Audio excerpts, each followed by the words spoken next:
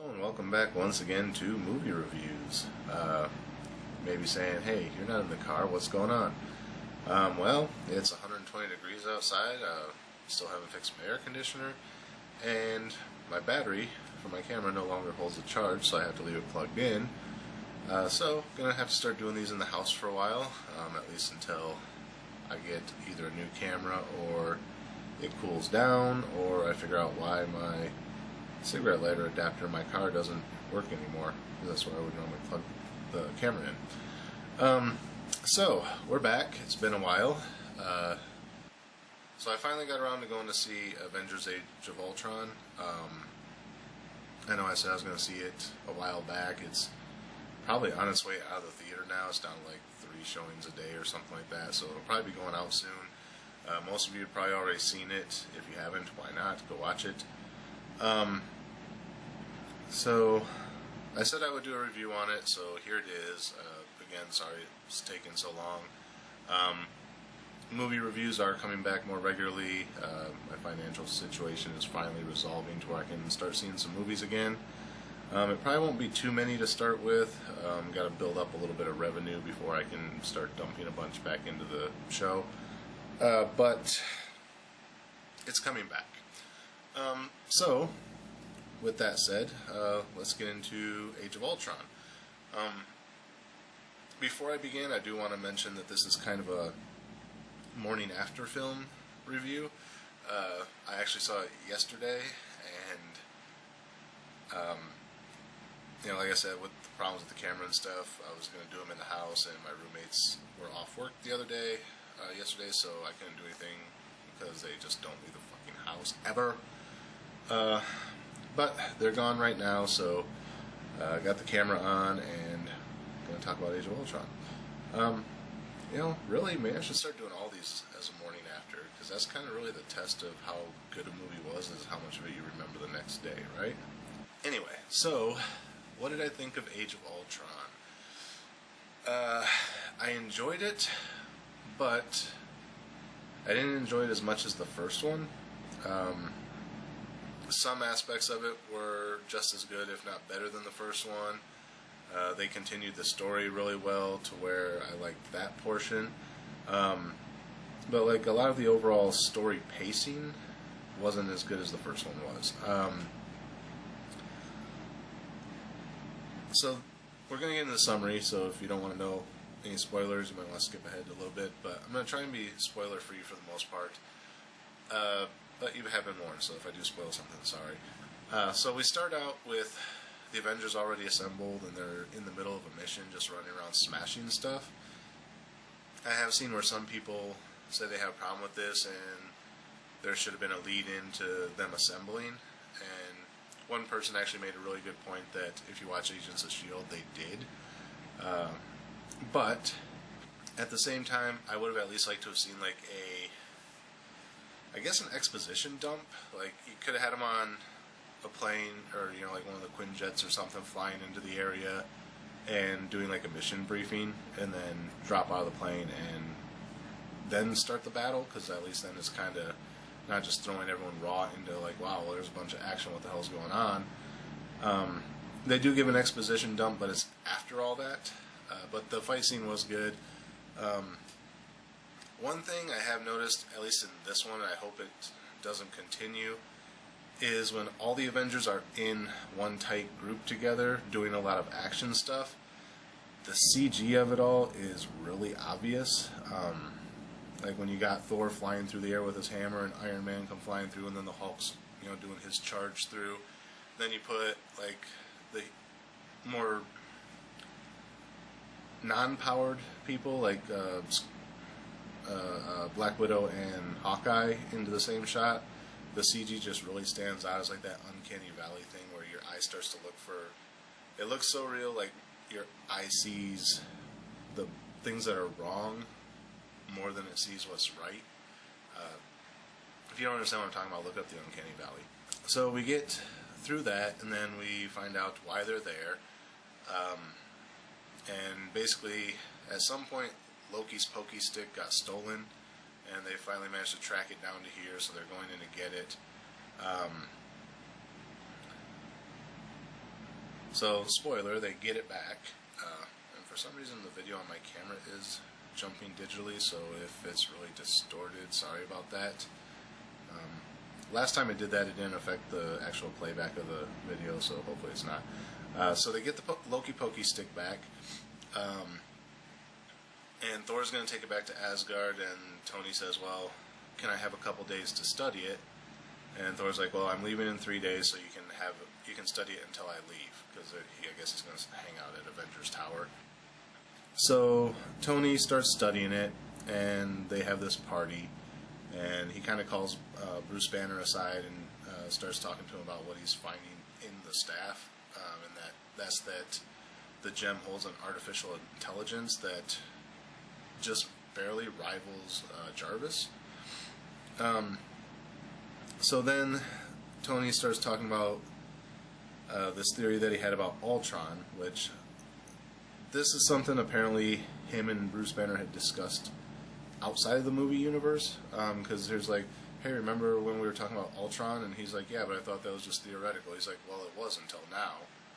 You know, maybe we should do it. And it's like, it's such a shitty build up to the execution of Ultron that I felt it cheapened it. Like when Ultron finally makes an appearance, you're like, yeah, well, it would have been nice if we would have had a little bit more of a backstory behind him. Honestly, I kind of wish they had released Ant-Man prior to this, and they could have did like a flashback scene where Hank Pym, since Hank Pym's an older character in this newer universe, the Ant-Man they're going with is the Scott Lang Ant-Man. I think that name's right. Scott Lang, yeah. But they could have had like a flashback scene where a younger Hank Pym is working with like Tony's dad, Howard, and like they develop this Ultron thing. But you know, just like in Iron Man 2, where Howard Stark left a video for Tony saying, "I've left this for you, but I'm limited by the technology of my time. Maybe your technology will be able to create it." When he created that new element for his new arc reactor that was in his chest. They could have done a thing like that, where they had been talking about it, but it wasn't possible with the technology of the time, and then had Tony discussing that with Bruce Banner, like, you know, we talked before about one of my dad's old projects, the Ultron program. They did introduce the Iron Legion, so, you know, that could have led up to, well, you know, I used parts of my dad's old technology of this Ultron thing that he was developing in the Iron Legion. He's like, but, you know, we could do more with it, with this new technology, with this new artificial intelligence. And then it just would have been a better build-up to it. I know they would have had to rush Ant-Man a little bit to fit it in to come out before the second Avengers, but it just would have been a less clunky, rushed exposition to get to Ultron. So then the artificial intelligence wakes up right around the... Well, it cuts away to where they're having a party, and the party scene's kind of funny, but again, it's kind of wasted time that they could have used more developing the backstory of Ultron. And they spend probably a good 10-15 minutes at this party scene, which is only there... It's there to build a little bit of character development and show how they're actually becoming friends and stuff, but it's mostly there just to draw out time, and then Ultron kind of shows up. Basically, the artificial intelligence that is Ultron took over one of the Iron Legion bodies that was in for repair, and right around the end of the party, when everyone's finally leaving and it's only the Avengers left, that's when he makes his appearance. And of course, they're caught with their pants down because they were in the middle of this party and none of them are prepped for battle. So, you know, I understand why the party was there, but at the same time, they spent a lot longer on the party than they needed to. They could have used that time to, instead of focusing so much on the party for comedic effect, they could have used a little bit less time on the party and more of that time to build up the origin story, I guess, of Ultron, to kind of incorporate him better than just like, oh, here he is, you know. So Ultron's there. They have a brief battle with him. He goes away, and then the rest of the movie is just them trying to prepare for battle against Ultron. They introduce Quicksilver and the Scarlet Witch. they side with Ultron for a reason. They have a hatred for Tony Stark that's told throughout the story. That doesn't really get resolved. That's another thing I didn't really like about the movie, but I'll get into that later. So, Scarlet Witch and Quicksilver are working for Ultron because at first they believe in what he's doing because they think he's trying to save the planet by destroying the Avengers, but later on they find out that he's actually evil. And so Scarlet Witch is playing with all their heads, and that's kind of where the Hulk goes on his rampage that you might have seen in the trailers. So Tony has to break out the Hulkbuster armor, which they do hint to earlier in the movie, but I didn't really catch the reference they were making until after it appeared, and I was like, oh, that makes sense. Another thing they spend a lot of time on is this love story between Hulk and Black Widow, which I liked, but at the same time, again, they spent way too much time focusing on this that they could have been focusing on the title player of the movie, Ultron. I know there's only so much you can do with Ultron before he's just there and he's doing what he's supposed to be doing, but it just seems like they could have better balanced all these stories, spent more time on one, a little bit less time on the others, and it would have balanced a lot better for me. Where was I at? Oh yeah, so Scarlet Witch is playing with everyone's head. They start to sort of fall apart again, so they regroup at a safe house. Which, again, the safe house goes into another side story that I'm not going to spoil because it was actually kind of interesting when it happened. And they didn't spend a whole lot of time on this side story, which is the reason I'm actually not going to say anything about it, because this was the one side story that was actually decently paced and resolved and everything else. So I'll give that one credit for that. All I'm going to say is it involves Hawkeye. So they do that. They reunite with Nick Fury. In case you didn't know, he's still alive. So they find out what Ultron's plan is, and of course they go into full Avengers Assemble mode. Another thing about the party was it was basically to show what was going on with other characters that are in the universe but not part of the Avengers. Like War Machine was at the party and he's back to being War Machine. He's not Iron Patriot anymore, thank you.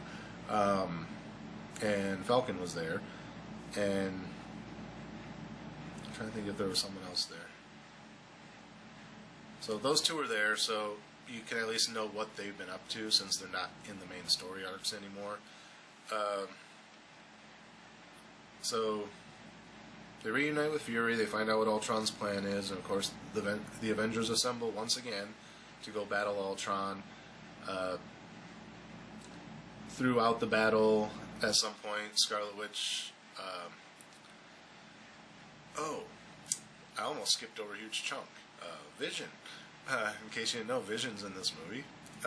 Again, this is something that's kind of rushed through. It's like they create Vision, or Ultron creates Vision, but when he's doing it, it actually makes sense. That was the other character the party led up to, was the scientist that Ultron gets to help him create Vision. And you'll see why once you watch the movie. Those are the main focuses of why the party exists, but again, they could have trimmed a lot of it.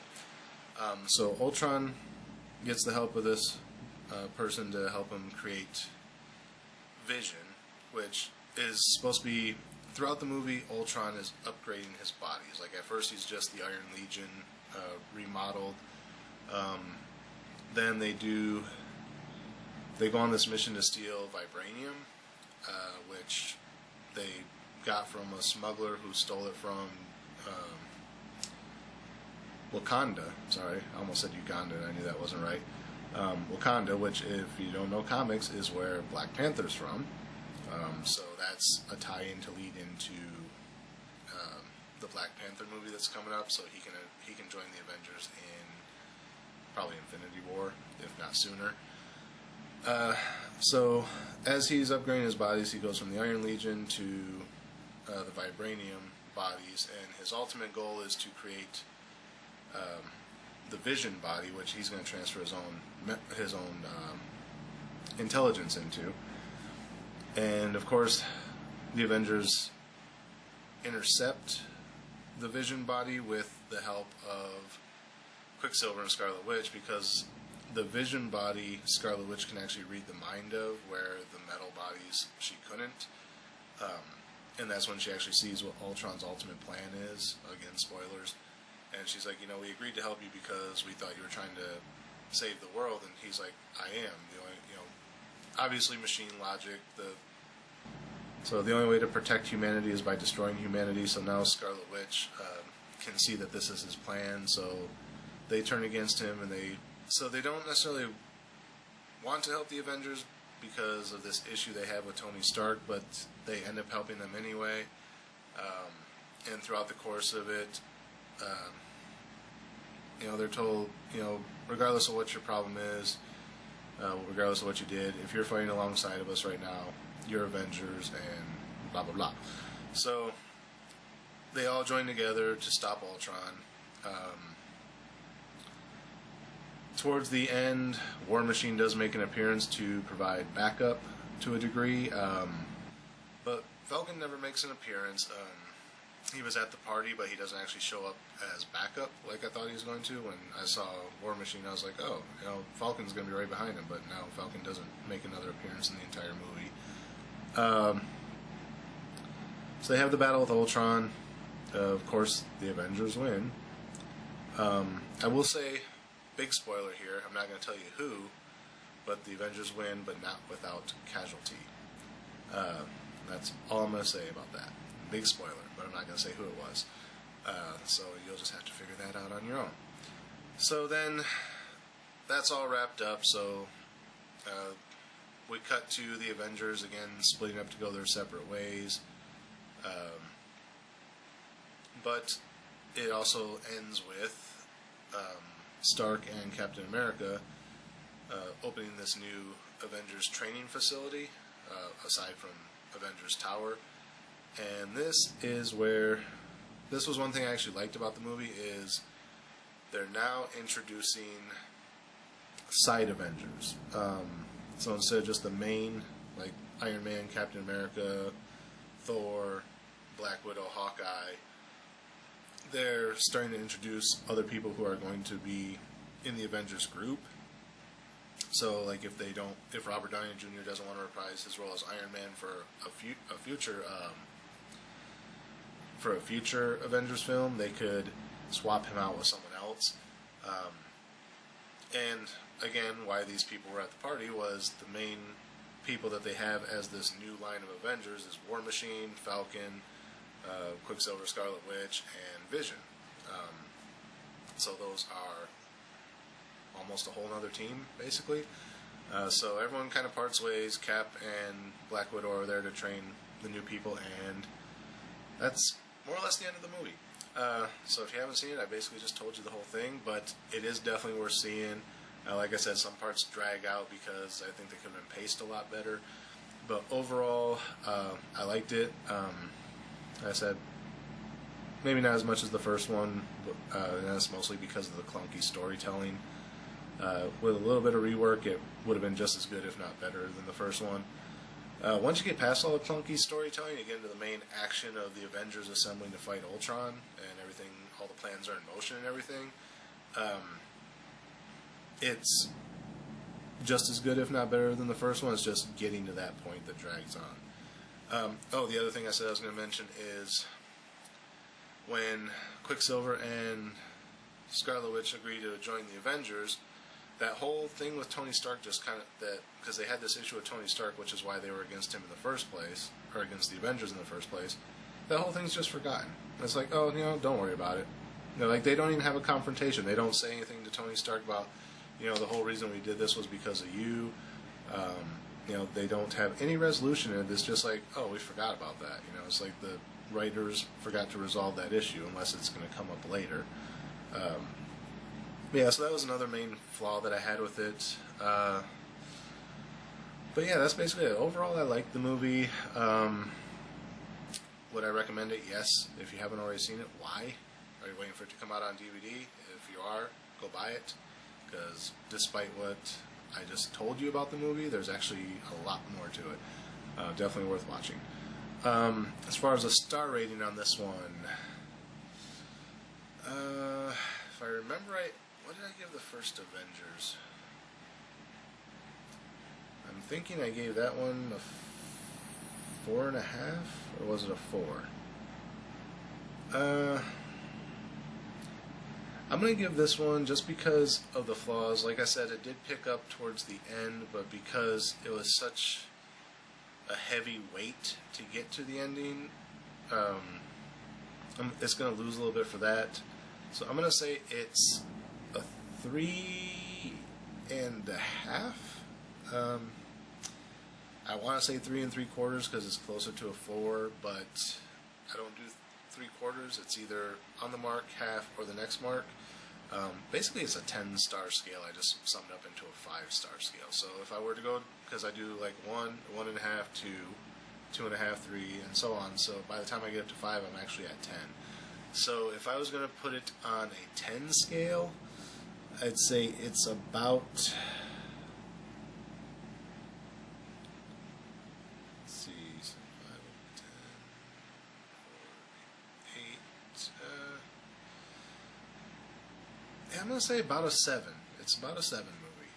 If I was going to rate it on a 1 to 10 scale, it's a good 7.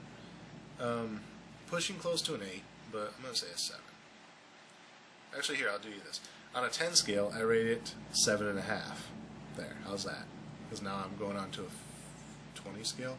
Yeah, so we're going to say it's on a 10 scale, it's 7. But close to an 8. So that's it for this episode. Like I said, more reviews are going to be coming. I might go see another movie tomorrow. I just got to figure out which one. I'm not sure yet. There's only a handful that are still out in the theater that I wanted to see off of my... at the end of the year when I did my best movies of 2015 or 2014, I was actually looking at what was coming up throughout the next year, and I actually put together this list of things I wanted to see. Most of those were back in like January and February and March, which obviously I didn't do. But as far as what was in the